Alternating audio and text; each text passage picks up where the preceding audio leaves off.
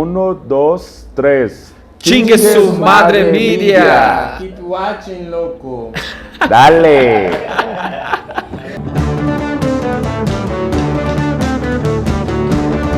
Music and skate, it's a very interesting relationship because it gives you power when you are there trying to do some trick and you know. And I started to play because I was there skating with my friends. And every time that we put some music, I said, wow, man, this is giving me power. So I can do like kickflip, I don't know. And this group of friends, we started a band, skating. And I broke my arm. I had to stop skating boards because I was playing drums and I couldn't play anymore for like 1 month. And I said, well, okay, I think that we will stop skating board to just focus on play drums. And then when I stopped, but I have a board at home. And I always try. We actually got that board touring, right? Yeah. I remember when he started like skating back on the tours and all that.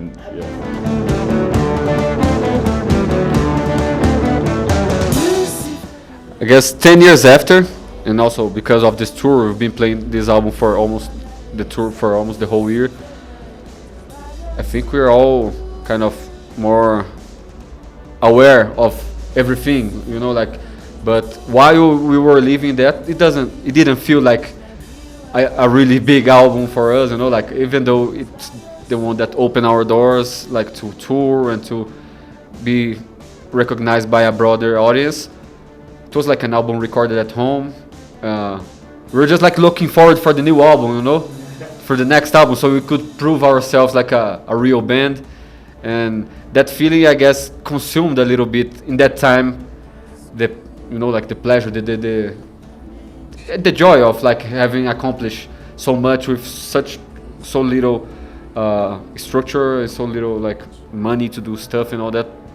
But after doing this tour, playing songs that we didn't play for a long time, and even playing like the B-sides from that era that we didn't release, then we put out in the streamings now, like B-sides, demos, versions. I think right now I can abide to that title that you just gave us, and it's like a big deal. That album is really good, man. Did you imagine the success of this album in your career? Like now just to be living out of music, which is a very hard accomplish as like a Brazilian independent musician, like the way we did things, as Benko was saying, was really great. I mean, we realized how this album opened everything for us. And like when we talk with people from Latin America, like this is the feeling like, no, you guys are the great Latin American sax, or the Brazilian finest. Like, let's say, I don't try to say we are the Brazilian finest, we are huge, but it's great to think that we got somewhere with our music, and our music took us somewhere, you know, and we are being able to tour, to live out of our music. So, I mean, this thing we realize for sure, like we know how big is what we did and what we are doing now, and the fact that we're still doing it as a band and playing together, and like, and still having the same feelings, like doing this tour now of 10 years of an album, and like playing the songs like in a way that we never played the songs. Like, we are playing the songs better now. I mean, we never played the songs so better. We are a better band. Like, it's not like, oh, let's play this old song. Like, we are playing like happy, and I think this is the best feeling to have about your career, you know. I mean, I could have tons of other feelings. I could think that I'm a super musician, but the biggest feeling to have is just to be happy with the music we made and the fact that we are living out of it. If you go back in time and, I don't know, maybe try something different, what could it be? Wow. I don't know, maybe Put bass in the songs. maybe another kind of music. I don't know, more distortion, less psychedelic music. I don't know. No, I mean, regarding this album, I don't think we could have done like anything differently, because the whole naive feeling to the recordings, the lack of bass guitar, the fact we record like drums using like MacBook microphones and all that stuff, that kind of adds up to the how special it was, and like and how passionate about music we were, you know, like and we are still, you know. So that's like when I think about we were even talking about this earlier, like doing something different. I just think like I wish I could like just be more certain about like how it was like a rock and roll record, you know, like because we went abroad, we start playing like so different scenarios and different touring, and Brazil like scene kind of was a little bit away from what we were like, and nowadays I just feel like I wish we could be like a bigger rock band in Brazil, you know, like just like because we are a well-known band, but it's just like go all over the place, you know, like electronic records and experimental records.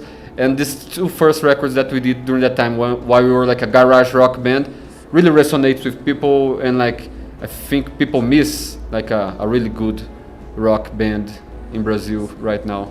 And of course we are there, people go to the shows and all that, but I mean like the broader audience, the mainstream thing, you know, like and all that.